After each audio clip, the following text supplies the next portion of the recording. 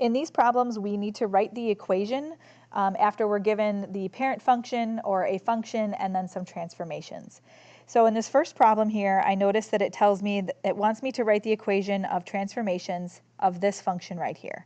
And that function is the absolute value parent function.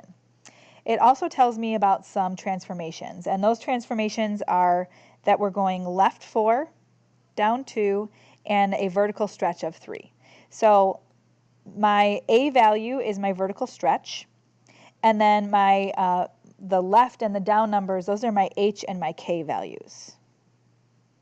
So down here at the bottom, I'm going to write out my kind of my generic equation,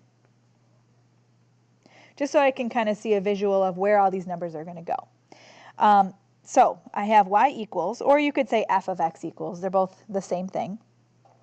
My A value is going to be replaced by a 3.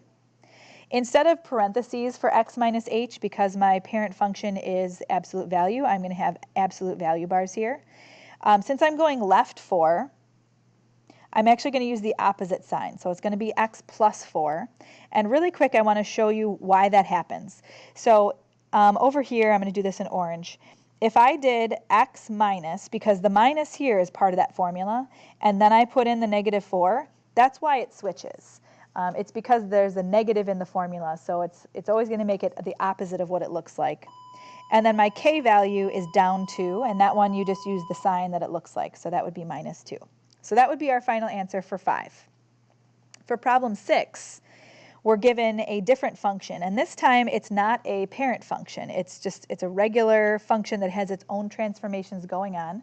We want to take that function and we want to transform it so that it takes that function right 7 and down 2. So remember that anything right or left is your h value. Anything up or down is your k value.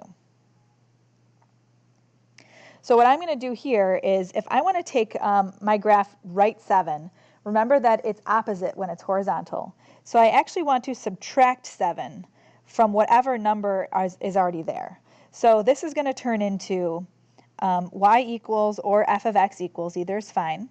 And then instead of x minus 1, it's going to be x minus 8, because now it's going to take this function that was already to the right 1 and move it right 7 more.